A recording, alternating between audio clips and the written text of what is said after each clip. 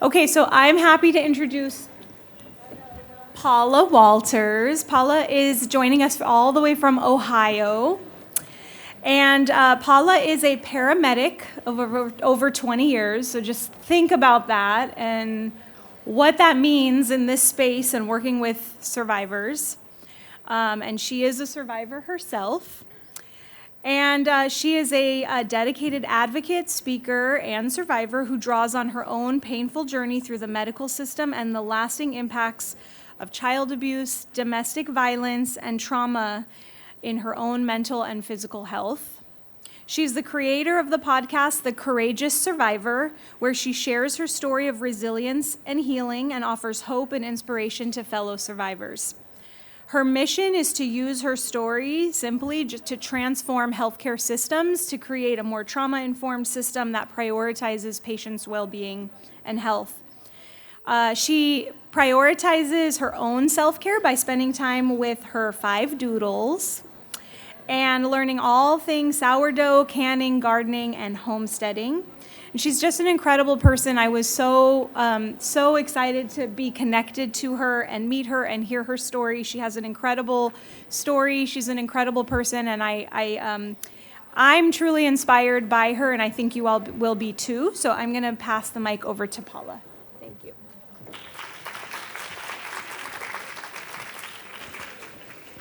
So thank you for having me here in this space.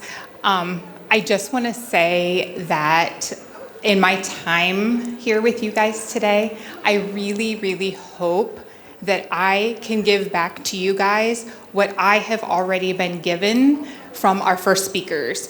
So as a survivor, who shares my story nationally, I go all over and I speak in different states, and I have recently been really struggling with, do I want to continue doing this? Because like we heard the doctors talk about, there are labels, there are stigmas, and I get a lot of hate on my social media. I was in the New York Times about the intersections of brain injury and domestic violence, and some of the stuff that people have said on there, I have really kind of wanted to step back and not share my journey anymore, because hurt people, and some people really come after me and say some really horrible things as a survivor. And so I've really struggled with, do I want to continue doing this? And the work that I have heard that you guys are doing here in California has given to me the one thing that all survivors need, and that is hope. So I just want you guys to give yourselves a round of applause, because you guys are doing amazing work, and you guys have kind of re-sparked in me this space of like, I'm going to keep doing this, because guess what? California's got it. Unfortunately, I am from Ohio, where we are very slow. We were the last ones to get the felony strangulation law. So you guys are doing good work here, and kudos. And I really like that you guys are talking about survivors in their experiences, and that's why I'm here, to kind of just to open up some of the conversations. So again, I am a paramedic. I've been a paramedic for over 20 years. I work in 911. And kind of like, I believe it was Joby that was talking about the rural areas. I live in a very rural area in Northwest Ohio. Like, if we get 3 cars at an intersection, it is a traffic jam. So, I mean, that's the level of rural that I come from. So navigating these roads, I'm Ubering everywhere. So, and there are a lot of difficulties living in the rural area for access. I know our DV shelter has one shelter that covers 5 counties, and everybody knows where that is. So that is difficult. The other thing is, I worked in our city of Toledo in a level 1 trauma center. And I worked in that level 1 trauma center when I was a victim of domestic violence, which we're going to talk about in a little bit. So when you look at Paula, this is kind of what Paula had to endure. So I heard the doctors talking about ACE scores. My ACE score as a child was 9. The only thing that I didn't have to go through is my parents were never divorced. But everything else, that is a score of 9. So that kind of sets the foundation for kind of where Paula came from going into stuff. So I just want to give just a little, warning, because a lot of times people do this work because they have some connection to domestic violence, to sexual assault, to, abuse and trauma. That's what a lot of times brings us to the table. So we are going to talk about hard stuff, especially in this space. I do share some pictures that the forensic nurse who took care of me, and I'm going to give a warning before those pictures come up, but this is hard stuff to talk about, right? Especially when you have a survivor talking about her experiences. Because I think that one of the things that makes me unique is, as a paramedic, I've had all kinds of stuff said to me. And so I feel like I have thick skin, and I want to be able to give people the good, the bad, and the very transparency of what it's like to be a survivor. Again, we also have to make sure you're mindful how your own trauma impacts you and what it looks like to open yourself up in the work that you do and making sure you take self-care. So pretty much everybody in here is probably working with survivors of some sort. How many of you are really good about self-care? Show of hands. You guys, you got to work on that. That's going to be my first call to action. Take care of yourself. So I just want to have you guys to have this conversation for a moment or two at your tables and look at it. How does trauma impact health? Like, how many of you believe that it does? Okay, good, awesome. So just in your groups at your table, just short conversation. I'm just going to give you a minute or two, but what this looks like, what does it look like? Let's just say 5-10 years from now, trauma. How does it impact people's health down the road? So go ahead and take a moment, have conversations, because I'm going to be very transparent and share some of my medical journey. So go ahead and take a moment to talk about that at your table.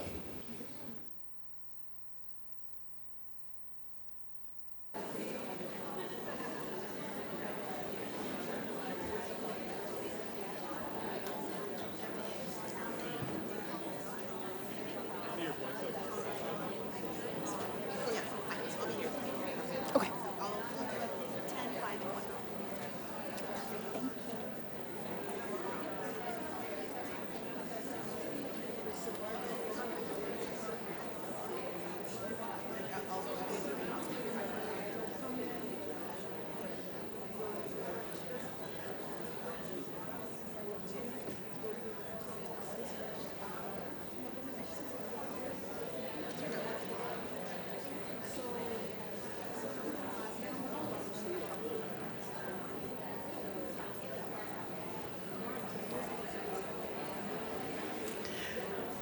Okay, I know I didn't give you very much time, but at least you guys are talking about the conversation. Whoa, sorry. And I want to hopefully leave some time at the end to kind of finish this conversation, especially after you hear my journey. So one of the things that I did is we have the Ohio Domestic Violence Network and the Ohio State University in Ohio. And they started working on this initiative of the intersections, the very dangerous and complicated intersections of brain injury and domestic violence. And so I want to show a short video that kind of catapulted me really opening up and talking more about my journey. You hear people talk about evil in someone's eyes, like he looked through me like I wasn't even there. And I remember him putting his hands around my throat and like thinking like, I'm going to die. When we think about the first picture of a domestic violence victim, the kind of classic iconic image of a battered woman is a woman with a black eye, right? Which one of the things that I realized now in the context of this work is she very well could have had a concussion in the context of that black eye, but it is something that none of us in the field have thought about. And I don't remember much after that, but a nosy neighbor saved my life. Like somebody had heard all the stuff going on and knocked on the door, and that was the only reason I'm still alive. And how we hadn't, it's one of those things you say it, you look at the data, we talk about brain injury and hits to the head, and it becomes very obvious very quickly. But even in my role at my organization as a statewide leader, having led a trauma-informed initiative across the state, trained in other states about the work that I was doing, never once had I mentioned brain injury. And how did we manage to miss that? 81% had reported being hit in the head. 50% or so many times that they couldn't remember. And 83% of the survivors working with the organizations reported that they had been choked or strangled so that their brains had been deprived of oxygen. And the sad part for me is I'm an EMS educator. Like I teach trauma. That's like one of the things I love. And yet, even though as much as I know about trauma, I totally missed the strangulation part, the brain, and the effects that it's had on my body. Many survivors who have been living with unmet need regarding brain injury intervention for a long time do end up developing comorbid issues like mental health issues and substance use issues, struggles with suicide. So unless we're identifying the underlying brain injury early, there can be other long-term health impacts for survivors of domestic violence who are not receiving the services that they need. At one point, I attempted suicide. And so it was like, if they would have found this earlier, like, you know, my family has watched, and my friends and family have watched me, you know, try to end my own life and stuff. And it's like, that all could have been avoided had the right people had the right knowledge. This has just kind of changed how we think about things and how we want to do things, and we're very, very hungry for helping us tackle this, because this really hasn't been tackled in this way before, and helping us from a practice level figure out what this needs to look like in the very complicated, very challenging work that domestic violence agencies do. So that is from the 2018-2019 Paula. That Paula had lost her job as a paramedic. She had lost her driving privileges, and she was still very much thinking about killing herself because she had hit rock bottom of the healthcare system, and she was told she won't see 50. And we're going to talk more about that, but she very much appears normal, right? She looks healthy.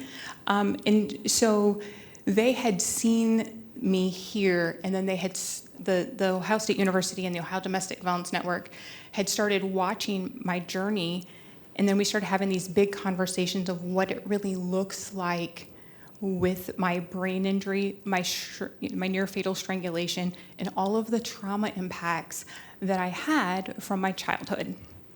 And so one of the things that we realize is here, trauma impacts physical, social, emotional, spiritual well-being, as well as our just day-to-day functioning, which people not knowing the right stuff is why I lost so many parts of my life and had them ripped away from me. So again, I'm going to show some of the pictures here. And just remember, it's okay to step out. It's okay to take care of yourself, look away, whatever you need to do. There's just going to be a couple of pictures. And again, your mental and emotional health is important.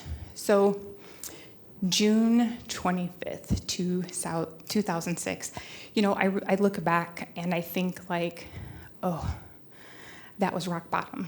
That was just the beginning of my journey to rock bottom. But I want to take a minute just to look at her. So she was a functioning paramedic. This incident of a near fatal strangulation happened from an officer that I was dating, I was living with, and unfortunately, because of our positions of him being an officer and me being a paramedic, which is being somebody who's being paid with tax dollars. The news felt that they were able to just put the story out there. So I was not protected.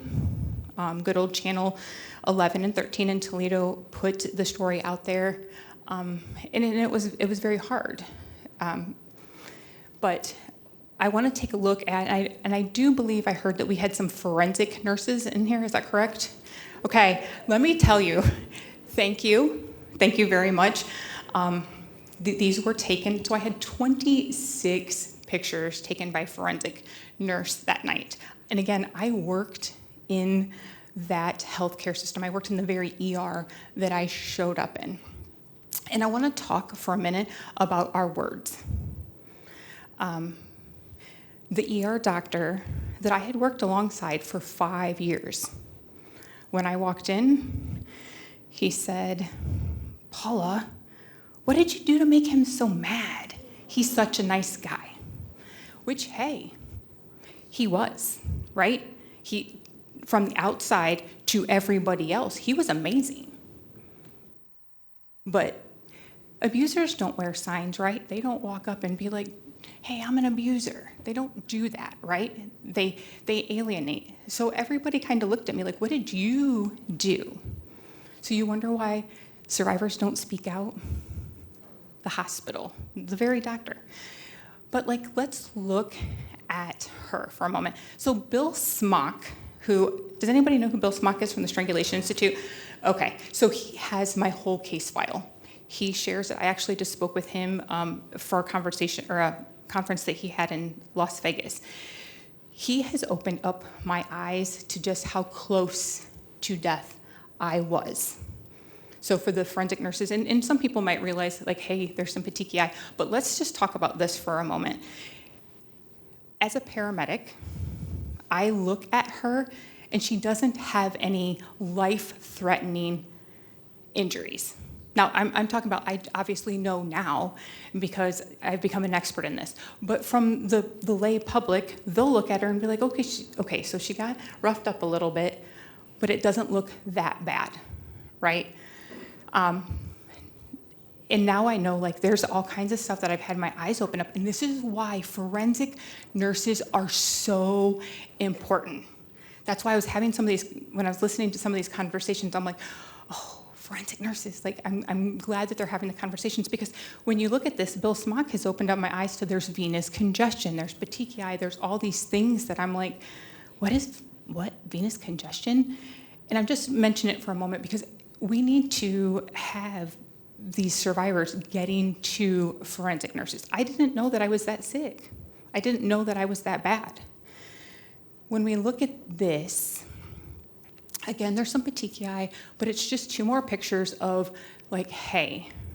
Now, by a show of hands, how many of you think by looking at this that she was near death and that she would have lifelong, life-altering changes from this? How many of you would look at that and think her whole life is going to be changed?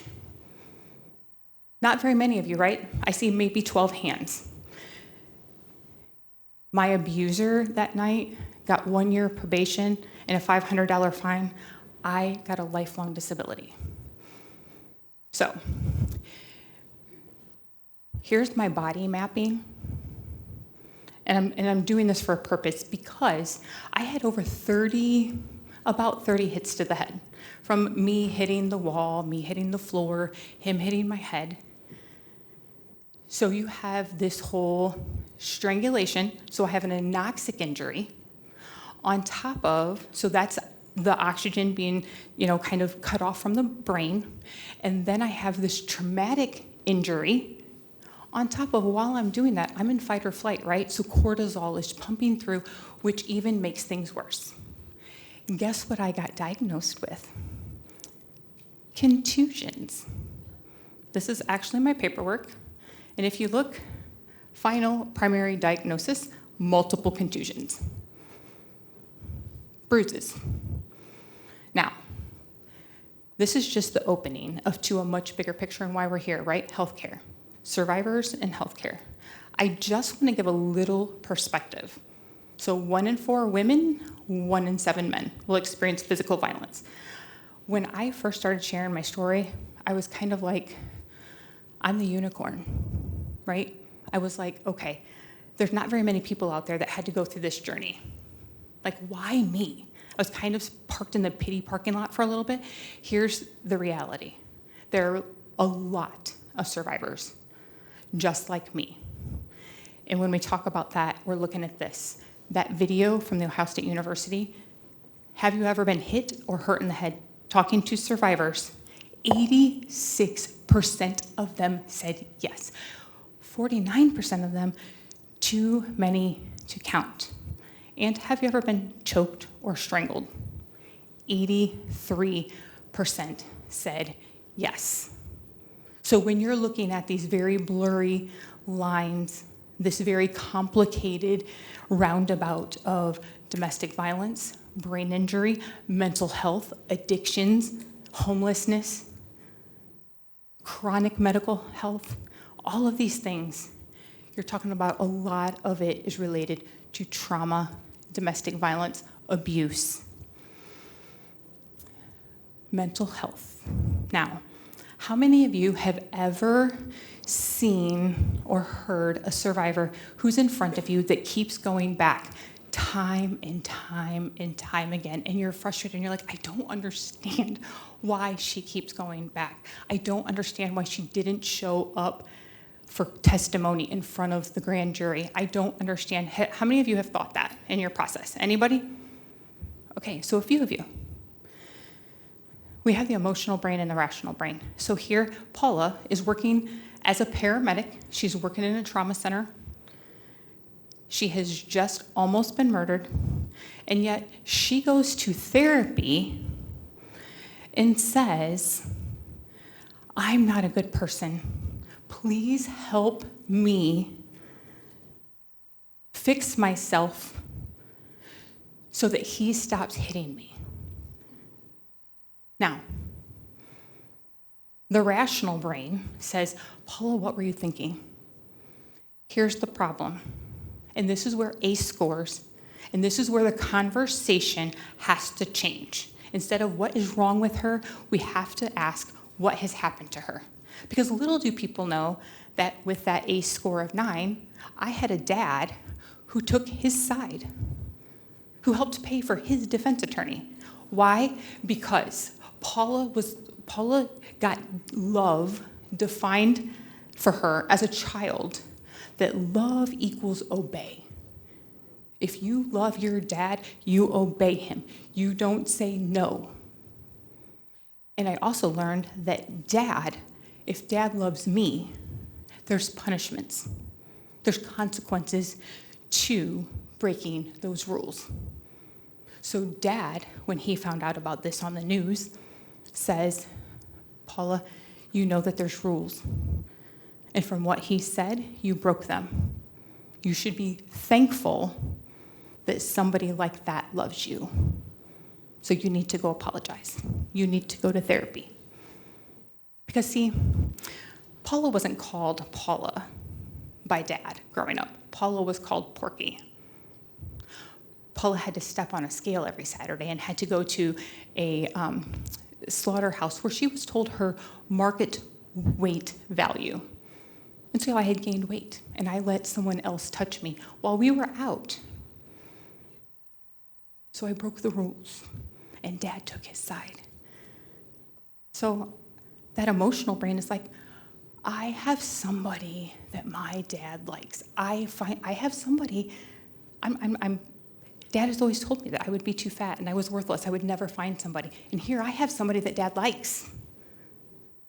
Okay, there we go.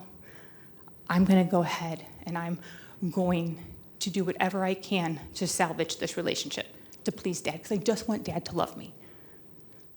And unfortunately, love was defined very wrongly.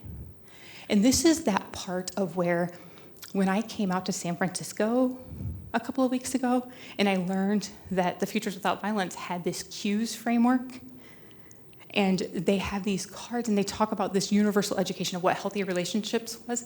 I started really, when I went back home, I was like, I wonder what that looked like if one of those cards would have been given to me at any point in my life, and all the ER visits that I had, and all these medical doctors of telling me what healthy was. Because I didn't know. And I'm just like, ooh, here's these little pieces. Can we change the trajectory? Because my life was changed by little seeds that people planted along the way. So it's the little seeds that can change people's life. Now, here we go. I'm going to show you some of the symptoms that I started getting starting in 2006. Paula was, she was a firefighter, paramedic. She was healthy, at least physically. But I started having these things, and I started getting diagnoses like POTS, neurocardiogenic syncope, fibromyalgia. Diagnosis after diagnosis. And let's be real, for the healthcare people, when you're reading this, and really anybody, but here's some, and then here's some more. Very vague diagnoses, right? Very vague. And it kept getting worse and worse and worse. And every time I went to the doctor, he sent me to another doctor. And then that doctor would give me medications. I was on almost 24 medications. In my journey, documented that the Ohio State University and Dr. Smock and stuff can look at, I have over $350,000 in medical cost. And all of them were the wrong diagnosis. I have had to do bankruptcy. I've lost my house. I became homeless, had to couch surf because I was stuck in the medical system and I couldn't get out. Here is some of the medical diagnosis that I was given. Now, let's talk and just think about what American healthcare looks like right now and chronic health problems, right? These are very vague. A lot of them are autoimmune. But look at this. And you can't have a paramedic that's passing out show up to your cardiac arrest. So they took it away from me. As of today, in my neurologist's office, my chart says that I have to see a psychologist because I am unable to accept my poor prognosis. I was told that I had MS, a very aggressive form of MS. That was in 2019. And he said, you won't see 50. In 22 days, I'll be 51. And I'm telling you, I am in the best health I have ever been. And that's because, guess what? I had a doctor who started having this conversation of, let's talk about your trauma. Let's talk about your domestic violence. Let's talk about the brain injury. And he started there. Do you like the silos? This is how I look at my healthcare journey. And when I'm looking at those, it's because this is actually a picture from Dr. Smock's presentation. But I saw over 50 different providers. And sometimes people will say, like, well, Paula, that's because you all saw them in Ohio. No.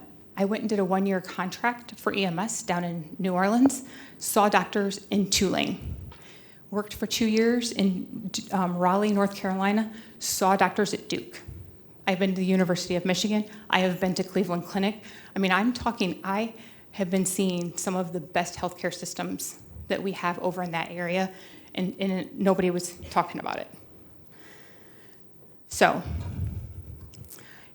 April of 2017, you talk about moments that whatever you believe in, for me, like I look at my conversation in my journey with God, and I'm like, okay, the fact that I got to this weird place where I was broke, I'm talking broke, but I went to Wisconsin and went to the Family Justice Center. They had a conference, and I met Bill Smock. So Bill Smock is for the Strangulation Institute in San Diego. He is their medical director. And this person introduced me to him, and we had this conversation. He's like, Paula, I think you have a brain injury. So he called from the near fatal strangulation. He calls my primary doctor, and he says to her, she needs an MRI. Like, let's just look at it. So, we got that MRI. Now, here's the important part. It says in my MRI of 3/2/2017 from a previous brain injury. There it is. It's being talked about. But guess what? Paula, there is no way this is related to head trauma from 2006. It's 2017. That can't happen. You have mental illness. You have this. You have that. All of this stuff started happening between 2017 and 2019. Now, this is where we need to change the conversation from silos to a silo. We have to step back and look at the big picture for survivors. Okay? We have to be able to have those conversations. And this is the way, so this is a picture that I made from what I have learned from my journey. And it's this. Trauma does all of this. I have to work every single day. Later today, when I leave here, I am going to upload to my YouTube a 28-minute video of the hour and a half of work that I had to do this morning to be able to appear on this stage as I am in front of you right now, and that's appearing normal. I got up, so I had to work a 24-hour shift. And unfortunately, we had a little hurricane weather come through Ohio, and I got my tail kicked, didn't sleep the whole 24 hours, had to be up, got on a flight, came here. I woke up, and I felt like I was a drunk on a boat. I could barely walk straight. I had a headache. I was having all kinds of symptoms. I talked very much about my left leg was dragging this morning. And I kept thinking, I don't know if I can get on that stage. Because I'm going to fall on my face. My left leg's going to catch on something. I'm going to fall. All of this was happening this morning. So I was working very hard. Doing STEM, doing feedback, all of these things that I have learned. Because I had to work on my dopamine. I had to work on trying to get my limbic system in control. This is why we have to have doctors and healthcare step back and look at the big picture. Because there are these neurological framework and the psychological framework. By the way, that picture that I just showed you guys, my after lunch, we're going to go more in depth in some of this stuff. But here's what we have to understand. Trauma is much more than a story about the past that explains why people are frightened, angry, or out of control. Trauma is re-experienced in the present, not as a story, but as a profoundly disturbing physical sensations and emotions that may not be consciously associated with memories of past traumas. I'm going to give you one quick example. And this is the part of my story that I really, really hate sharing. Because Paula was an ugly, ugly Paula for a while, when she was, in fact, a hurt person hurting people. And the fact that I have not been in jail and I'm not a felon is actually a blessing. So Paula goes to a Bob Evans and orders 2 eggs over easy, hash browns, and sausage. Paula gets 2 eggs over easy. She gets hash browns and she gets bacon. Normal response is probably like, hey, I didn't order that. Can you get me some sausage? Oh no, Paula takes her plate, throws it on the floor, stands up, berates the waitress, throws water on her, and walks out the door. I'm really glad that this happened before all this TikTok and social media stuff was around. Because, anyways, just real quickly, it was a stored memory because the smell of bacon. So we have this thing of context. And in the midst of that, the brain can't tell the difference between past and present. And so I think about how many survivors are in jail and prisons because they have done things like this. How many of them have lost their children? Real quick, look like this. This has been the foundation of my recovery, is understanding this. Trauma victims cannot recover until they become familiar with and befriend the sensations of their bodies. Angry people live in anger bodies. My health care, my immune system, my cardiac system, my whole body was angry, holding all of this trauma, holding all of these symptoms. And now that I'm very in tune with my body. I can tell, even like I was listening to the people speak this morning, certain times they'd say stuff and I could feel it. I was like, ooh. And it's a small trigger. I write it down in my little journal and I'm like, I have to chase that. Why did that bother me? So here's the good news. Here was Paula when she started the journey. Can I tell you this picture? I sent this picture after I completed a half marathon, which I was supposed to be dead. I sent my neurologist this and I said, I'm going to see 100. What we know is abuse and trauma is bad. So I'm going to start here. Nobody understood it, right? Nobody understood it. So addressing head injuries, we need to change the conversation. Again, from what is wrong with her to what has happened to her, okay?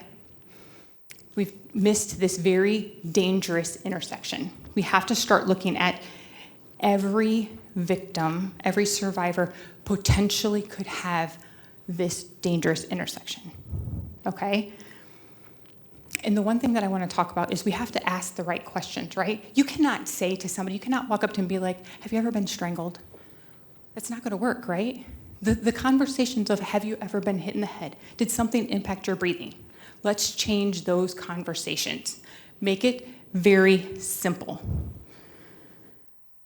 Again, it impacts everyday life. We look at survivors of why is she not compliant? Why is she not showing up to her appointments? Why is she not following through? Because her executive function and her high-level thinking in her brain has been impacted, and she can no longer do it. Last night, I am telling you, I had neurofatigue. If I would have had to drive anywhere or talk to anybody, I would have lost my mind. Like, I literally probably could have hurt somebody last night because my brain was done. ODVN has this care package. They have a lot of resources. So what I want to talk about is they talk about care, the connect, acknowledge, respond, and evaluate. And what that looks like is just being able to really listen and believe survivors. Let's acknowledge what survivors have went through. Let's respond. So let's follow and give them a plan. Let's accommodate, and let's evaluate. People never check up. Nobody ever checked back up with me. Just sent me along my way. And you're like, oh, okay. Well, now it's been a month and everybody's forgotten about me, and here I am, homeless, couch surfing. They have these cards, the ODVN does, and I'll put Rachel's information up here at the end, but they have tons of resources.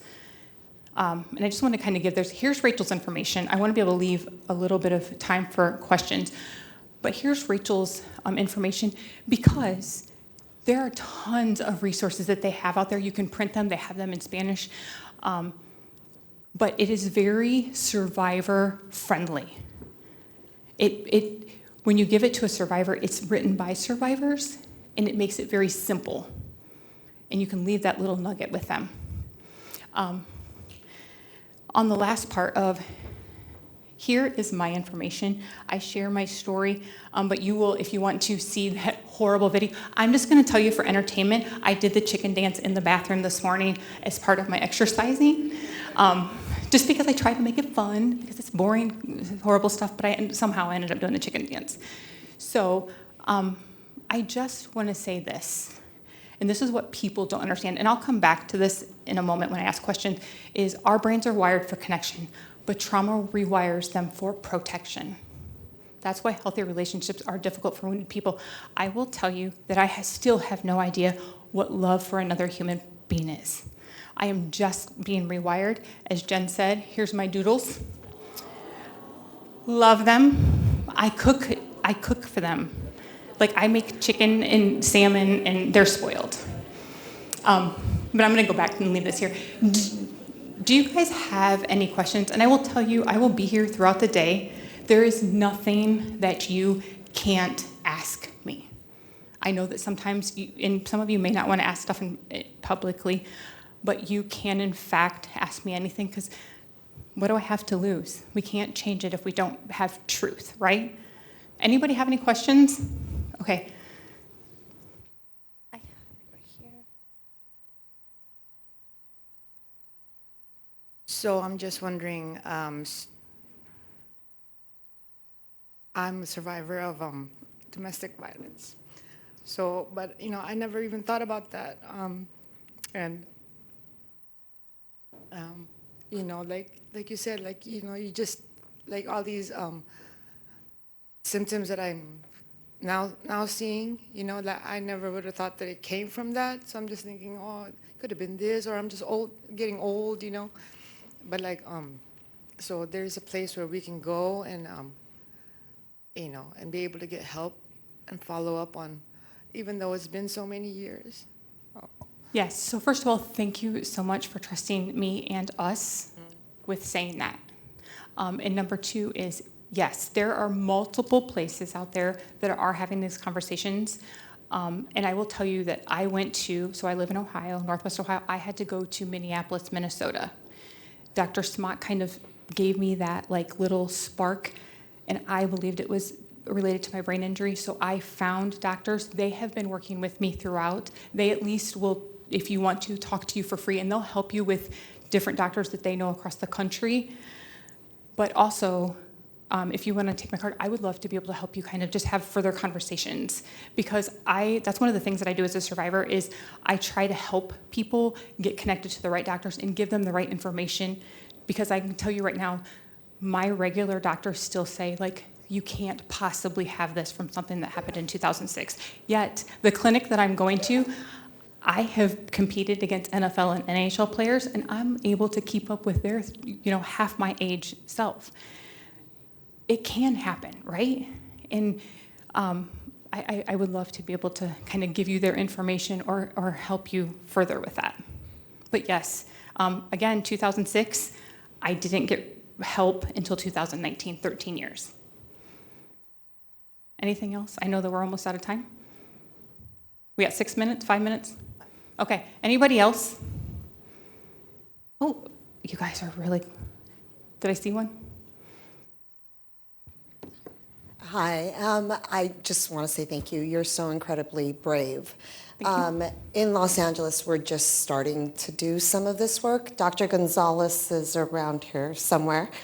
And the East Los Angeles Women's Center, we are just starting to explore this. And I think one of the things that's really important for us is to take into consideration and really educate medical providers who aren't as committed or take initiative to be able to say, how do we merge that?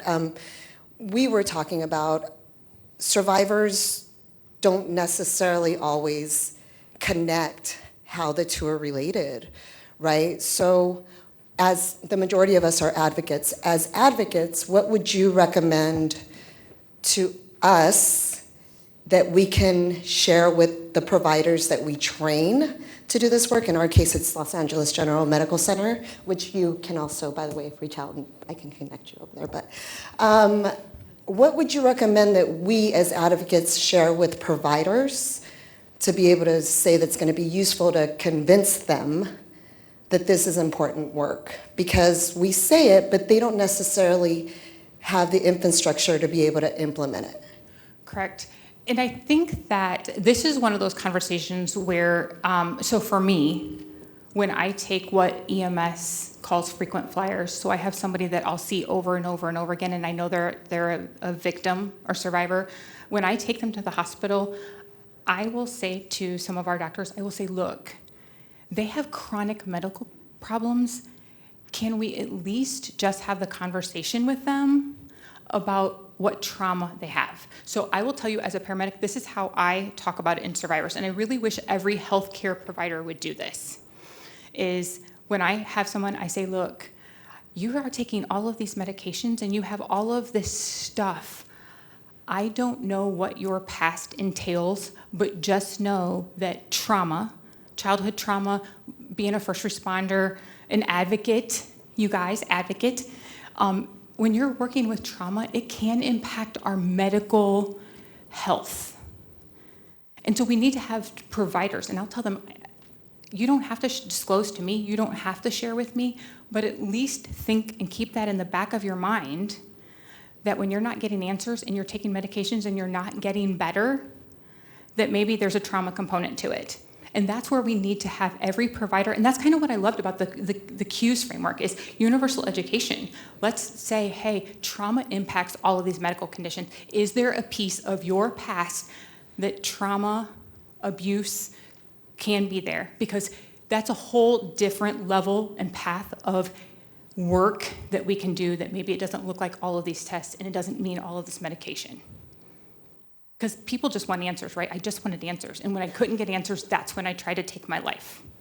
That's when I wanted to die, because I had no hope. Does that answer? Anybody else? Thank you guys very much. And here's the thing. I'm given 50 minutes to take 50 years and slam it in really quickly. I'm going to go a little bit more in depth in the next one, but thank you very, very much for this space. And I'm going to leave you with this. What was that? We have 2 more minutes. 2 more minutes. Take it, use it. I want to say this. Our words very much do matter. And there's not a lot of things that I remember so I had a great ER visit, right? I had a forensic nurse who did 26 pictures. I don't remember much of the pictures. I don't remember much of my 7.5-hour ER stay, but I can tell you this. I remember the bad stuff. It's like a tape recorder. I can hear that doctor and the police officers and the things that they said. Our words matter. And when we don't come from this place of understanding and compassion with survivors, we close them off. Because what we're doing is we're reiterating to them everything that their abusers in society has said to them. So even just saying, I believe you, and I know that you may not understand this now, but if you ever need to have a place, a safe place, you can come here. Because we are survivor friendly. Just any of those conversations. Because let me tell you, as a survivor that shares my story out there, the public and society is mean to us. If I could go back, I don't think I would have ever shared my story, because the things that I had said to me really wears on me. So anyways, again, thank you for the work that you guys are doing. You guys are amazing.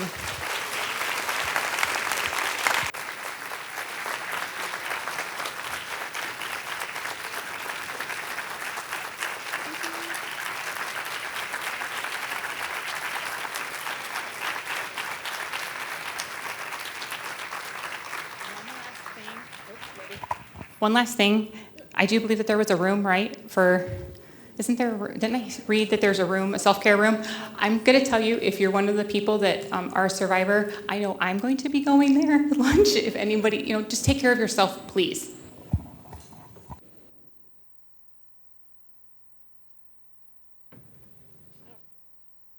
Sorry. Hello, can you hear me? I just want to thank her again and give her another round of applause.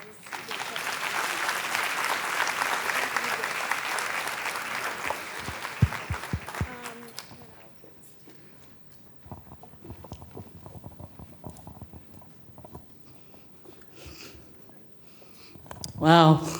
Oh, thank you, Paula. That was just very powerful, very profound testimony, history.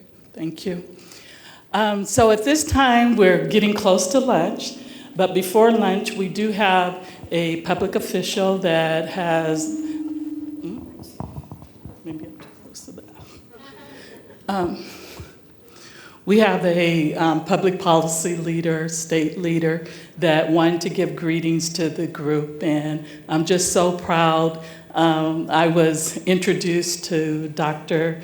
Saray Crane a couple of months ago, and she is an appointed official, Deputy Director of Sexual Assault for the California State Office of Attorney General Anthony Bonta, fall of 2022. Many of you in this room may have already been introduced to her, but for those that are not, it's the first of its kind, a unit within the Attorney General's office, and her role is really to collaborate across disciplines, intersections, and prioritize the experience of survivors impacted by interpersonal and intimate violence.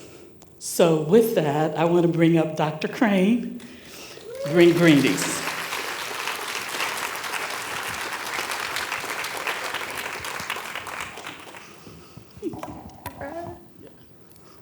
Good morning to everyone. How are you? I bring you greetings from our Attorney General, Rob Bonta, who I am just so grateful to work alongside. I'm very honored and privileged to stand before you today just because I love being in the company of individuals that take these issues and have taken this work very seriously and have made it your life's work. Many of you are here for a deep sense of calling, because we know we don't do this to get rich. Amen. I come from the church, so I say amen a lot. I need the Lord.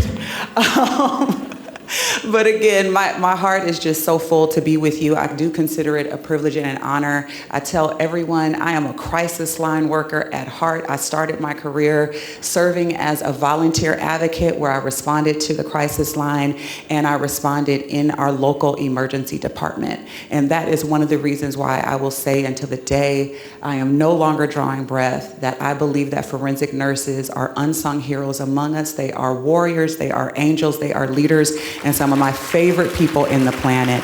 And so because of the types of relationships and strategic collaborative relationships that I've had the privilege of forging over the last 20, I'm not gonna date myself because I'm single trying to mingle.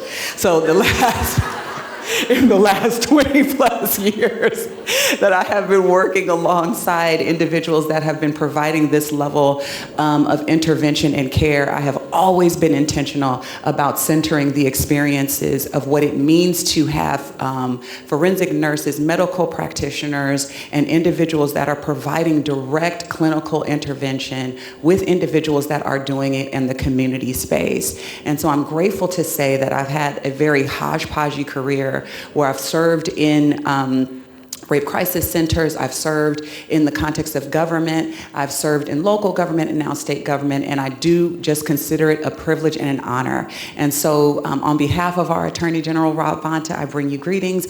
On behalf of all of my colleagues that are doing this work, that are not popular, that are not visible, I bring you greetings, and I want to say from the bottom of my heart, I see you.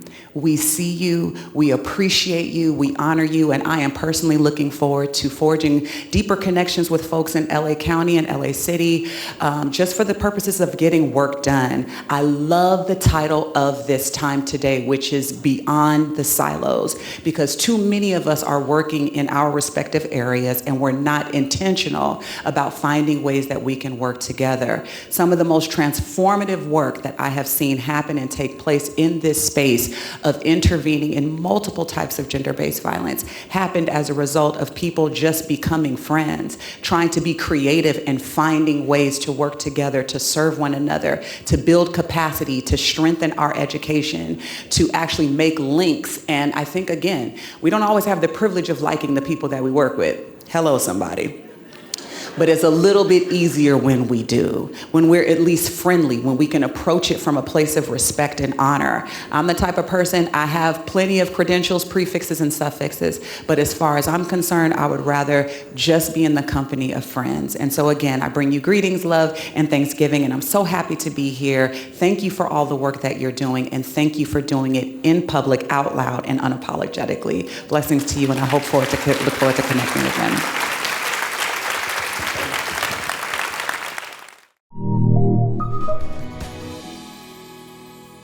We want to thank our sponsors, the Blue Shield of California Foundation and the National Health Resource Center on Domestic Violence.